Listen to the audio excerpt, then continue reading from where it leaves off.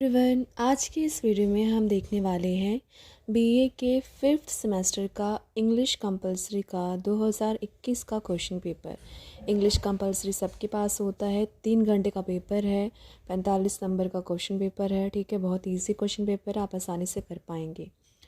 Important note आपको इसमें क्या देखना है, एग्ज़ाम में आपको दिया रहेगा क्वेश्चन पेपर पर। Attempt all questions, attempt all part of each questions together at once please. आपको हर एक क्वेश्चन अटैम्प्ट करने हैं, ईच क्वेश्चन अटैम्प्ट करने हैं। सेक्शन ए में जो आपसे पूछा गया है, attempt with reference to context, आपको रेफरेंस टू कॉन्टेक्स्ट बताना है। आपके पास 2 पैरा दिए गए हैं पोएम में से। पहला पैरा है, The peasants came like swarms of flies and burst the name of God 100 times to paralyze the evil one. और दूसरा पैरा है, Come look at Kalahandi closer in the crocodile tears of false press statements. को जो है 2 paragraph दिए हैं। सबसे अच्छी बात ये है, दोनों में से आपको सिर्फ एक पे ही अटैम्प्ट करना है। 5 नंबर का क्वेश्चन होगा। ठीक है, और उसके बाद हम डिस्कस कर लेते हैं क्वेश्चंस एंड आंसर्स, जो कि बहुत ज़्यादा इजी होते हैं अगर आपने अच्छे से पढ़ा है अपने चैप्टर्स को या अपने पोएम्स को। आपको 5 क्वेश्चन अटैम्प्ट करने हैं इन 60 to 80 वर्ड्स। 9 क्वेश्चंस आपको दिए गए हैं। देखो, सिर्फ 9 क्वेश्चन ही दिए हैं, सिर्फ 5 आपको अटैम्प्ट करने हैं। तो आप 5 चैप्टर भी अच्छे से पढ़ते हो, क्योंकि हर एक चैप्टर, हर एक पोएम में से एक एक क्वेश्चन आता है, तो आप ईज़िली और अच्छा पेपर कर सकते हो। पहला question, what was Buta Singh's last wish. Second question है, what did the holy man do to tame the poison of the scorpion. Third question पूछा गया है आपसे, मैं अंडरलाइन कर देती हूँ, what does hope do for Daisy at the end of the play. ठीक है, नेक्स्ट क्वेश्चन आपसे पूछा गया है, is Ulysses a heroic character, why. Okay, then next question है, how does the writer differentiate high self esteem from low esteem. ये मैं underline अभी कर रही हूँ। ये क्वेश्चन आपको नहीं आता, आपके पास चॉइस ही चॉइस है, सबसे अच्छी बात ये है।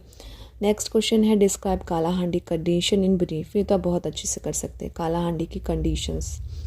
Describe the climate changes that have occurred in the past. Climate changes के बारे में आपको डिस्कस करना था। Why is there a renewed interest in the issue of corruption now. ये क्वेश्चन डिफिकल्ट है, तो आप ऊपर के 5 क्वेश्चन ईजिली कर सकते हैं, राइट, और आप बेटर नंबर ले सकते हैं। ट्राई करें आप ज़्यादा से ज़्यादा इंपॉर्टेंट पार्ट से लिखें। ओके, 2-2 नंबर का एक क्वेश्चन होगा, तो 5 करेंगे आप अटैम्प्ट, तो 2 5 10। ओके, 2-2 नंबर का एक क्वेश्चन कितने नंबर का होगा, 2 नंबर का होगा, तो 2 नंबर के हिसाब से आपको एटलीस्ट हाफ पेज तो लिखना है। उसके बाद आपके पास आता है लॉन्ग क्वेश्चंस के आंसर्स आपको करने हैं। एक क्वेश्चन होगा 5 नंबर का, attempt any 2 question in 150 to 180 words, selecting 1 from poetry and 1 from prose. एक पोइट्री में से करना है और एक प्रोज में से, ऐसा क्वेश्चन पेपर में कहा गया है। ओके, तो आप पढ़ सकते हैं आपको कौन सा क्वेश्चन अच्छा लग रहा है, नाइट ऑफ स्कॉर्पियन में से या किंग यूलिसिस में से। ठीक है, मैं अंडरलाइन कर रही हूँ, या आपके पास और ऑप्शंस है, explain your own words the 6 pillars of self esteem के 6 पिलर्स क्या क्या हैं। ओके, नहीं आता है आपको, तो आपके पास ऑप्शन है, according to Paolo Mauro what are the ways in governments effectively curb corruptions. तो आप इसको भी ईजिली अटैम्प्ट कर सकते हैं।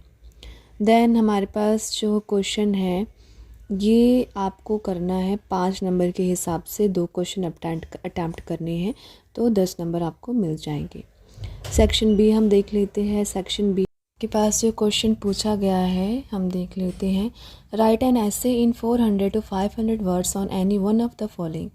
आपके पास 4 टॉपिक दिए गए हैं, 4 में से सिर्फ एक पर ही 400 से 500 शब्दों में ऐसे लिखना है।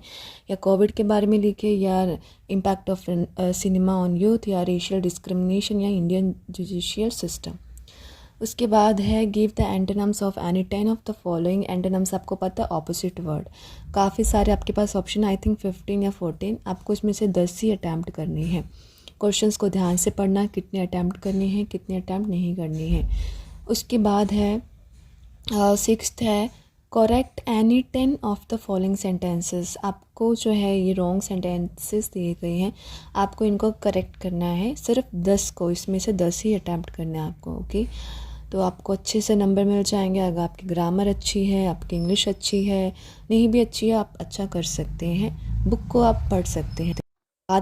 याद करने पे फोकस मत दो, बुक लो इंग्लिश की, उसको 1-2 महीने पहले से ही पढ़ना स्टार्ट करो, फिर एक हफ़्ते बाद फिर पढ़ो, फिर एक हफ़्ते बाद फिर पढ़ो। आपको ग्रामर जो है आपके माइंड में ग्रैब होते जाएंगे, आप एग्ज़ाम को ईज़िली कर सकते हो। ठीक है, तो स्टार्टिंग से ही पढ़ना स्टार्ट कर दो, एकदम से मत करो जिससे आपको दिक्कत ना हो। और वीडियो अच्छी लगी है, क्वेश्चन पेपर देखना चाहते हैं, आप प्लेलिस्ट में जाके ज़रूर देखें।